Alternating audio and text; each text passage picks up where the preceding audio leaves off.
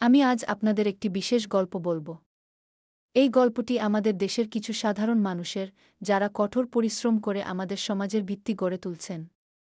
তাদের মধ্যে একজন হলেন সুজিত, যিনি ওডিশার একটি ছোট গ্রাম থেকে এসেছেন।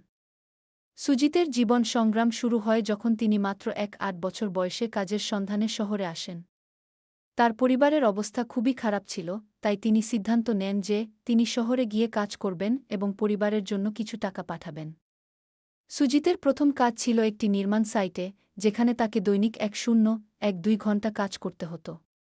কাজের পরিবেশ ছিল কঠিন, কিন্তু সুজিত কখনো হাল ছাড়েনি। তার চোখে ছিল স্বপ্ন, একটি ভালো ভবিষ্যতের। তিনি জানতেন তার পরিশ্রমের ফল একদিন তার পরিবারের জন্য সুখ বয়ে আনবে। এখন কথা বলি রাজি আলীর। তিনি উত্তর দিনাজপুরের একজন কৃষক। রাজি আলী যখন শুনলেন যে শহরে কাজের সুযোগ রয়েছে, তখন তিনি তার জমির কাজ ছেড়ে শহরে চলে আসেন।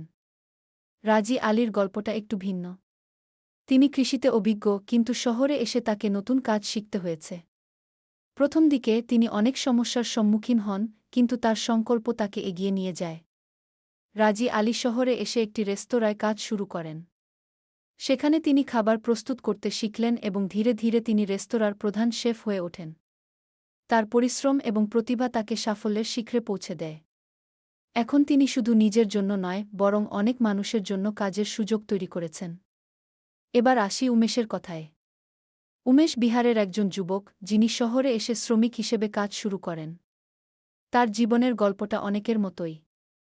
তিনি পরিবারের জন্য কাজ করতে এসেছেন, কিন্তু শহরের জীবন তার জন্য নতুন চ্যালেঞ্জ নিয়ে আসে।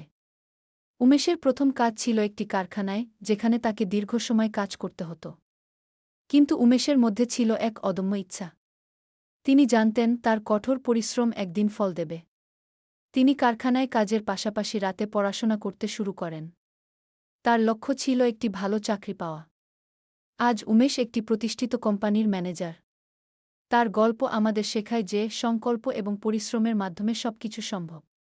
এই তিনজনের গল্প আমাদের মনে করিয়ে দেয় যে আমাদের সমাজের উন্নতি তাদের মতো মানুষের পরিশ্রমের উপর নির্ভর করে। তারা আমাদের দেশের অর্থনীতির অমূল্য অংশ। তাদের সংগ্রাম এবং সাফল্য আমাদের জন্য অনুপ্রেরণা। তাদের গল্প শুনে আমরা বুঝতে পারি, কঠোর পরিশ্রম কখনো বৃথা যায় না।